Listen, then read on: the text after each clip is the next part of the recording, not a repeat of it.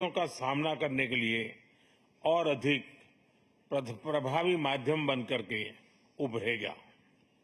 Friends, मैं new development bank के अध्यक्ष हर एक्सेलेंसी दिल्मा रूसेफ का अभिनंदन करता हूं।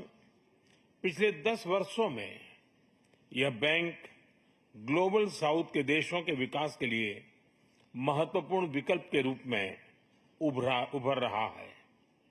भारत के गिफ्ट सिटी के साथ साथ अफ्रीका तथा रूस में रीजनल सेंटर्स के खुलने से इस बैंक की गतिविधियों को बल मिला है और लगभग $35 बिलियन के डेवलपमेंट प्रोजेक्ट्स सैंक्शन किए गए हैं। एनडीबी को डिमांड ड्रिवन सिद्धांत पर काम करते रहना चाहिए और बैंक का विस्तार करते हुए long term financial sustainability, healthy credit rating और मार्केट एक्सेस सुनिश्चित करने पर प्राथमिकता रहनी चाहिए। फ्रेंड्स, नए स्वरूप में ब्रिक्स $30 ट्रिलियन से भी ज्यादा बड़ी इकोनॉमी है। हमारे आर्थिक सहयोग को बढ़ाने में ब्रिक्स बिजनेस काउंसिल और ब्रिक्स विमेन बिजनेस अलायंस की विशेष भूमिका रही है। इस वर्ष ब्रिक्स के अंदर WTO reforms, trade facilitation in agriculture, resilient supply chains, e commerce और स्पेशल इकोनॉमिक जोन को लेकर जो सहमति बनी है, उससे हमारे आर्थिक सहयोग को बल मिलेगा। इन सब पहलों के बीच हमें स्मॉल और मीडियम स्केल इंडस्ट्री के हितों पर भी फोकस करना चाहिए। मुझे खुशी है कि 2021 में भारत की अध्यक्षता के दौरान प्रस्तावित ब्रिक्स स्टार्टअप फोरम इस वर्ष लॉन्च किया जाएगा। भारत द्वारा दिया गया रेलवे रिसर्च नेटवर्क का इनिशिएटिव भी ब्रिक्स देशों के बीच लॉजिस्टिक्स और सप्लाई चेन कनेक्टिविटी बढ़ाने में अहम भूमिका निभा रहा है। इस साल ब्रिक्स देशों में यूनिडो के साथ मिलकर इंडस्ट्री 4.0 के लिए स्किल्ड वर्कफोर्स तैयार करने पर बनी सहमति बहुत ही महत्वपूर्ण है। 2022 में लॉन्च किया गया ब्रिक्स वैक्सीन R&D सेंटर सभी देशों की स्वास्थ्य सुरक्षा बढ़ाने में मदद कर रहा है। हमें डिजिटल हेल्थ में भारत का सफल अनुभव ब्रिक्स पार्टनर्स के साथ साझा करने में खुशी होगी। फ्रेंड्स, क्लाइमेट चेंज हमारी साझी प्राथमिकता का विषय रहा है।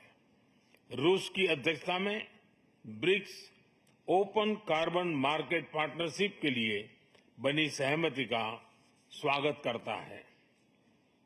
भारत में भी green growth, climate resilient infrastructure और ग्रीन ट्रांजिशन पर विशेष रूप से बल दिया जा रहा है। International solar alliance, coalition for disaster resilient infrastructure, mission life यानी लाइफस्टाइल फॉर एनवायरमेंट, एक पेड़ मां के नाम जैसे इनिशिएटिव लिए गए हैं। पिछले वर्ष COP28 के दौरान हमने ग्रीन क्रेडिट जैसे महत्वपूर्ण पहल की शुरुआत की।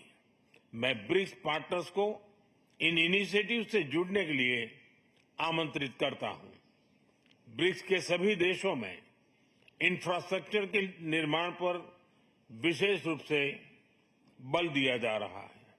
भारत में मल्टी मॉडल कनेक्टिविटी को तेजी से बढ़ाने के लिए हमने गति शक्ति पोर्टल बनाया है। इससे इंफ्रास्ट्रक्चर विकास के लिए इंटीग्रेटेड प्लानिंग और इम्प्लीमेंटेशन में मदद मिली है और लॉजिस्टिक कॉस्ट कम हुई है। हमारे अनुभव आप सभी के साथ साझा करने में हमें खुशी होगी। फ्रेंड्स, ब्रिक्स देशों के बीच फाइनेंशियल, इंटीग्रेशन बढ़ाने के लिए प्रयासों का हम स्वागत करते हैं। लोकल करेंसीज में व्यापार और सुगम रूप से क्रॉस बॉर्डर पेमेंट से हमारा आर्थिक सहयोग सुदृढ़ होगा। भारत द्वारा बनाया गया यूनिफाइड पेमेंट्स इंटरफेस यानी यूपीआई भारत की एक बहुत बड़ी सक्सेस स्टोरी है। इसे कई देशों में अपनाया गया है। पिछले वर्ष हिज हाइनेस शेख मोहम्मद के साथ मिलकर हमने इसे यूएई में भी लॉन्च किया। अन्य ब्रिक्स देशों के साथ भी इसमें सहयोग किया जा सकता है। फ्रेंड्स, भारत ब्रिक्स के अंतर्गत सहयोग बढ़ाने के लिए पूरी तरह से प्रतिबद्ध है। हमारी विविधता और मल्टीपोलरिटी में हमारा दृढ़ विश्वास हमारी ताकत है। हमारी यही ताकत और मानवता में साझा विश्वास हमारी भावी पीढ़ी के समृद्ध और सशक्त भविष्य को सार्थक रूप देने में सहयोग होगा। आज की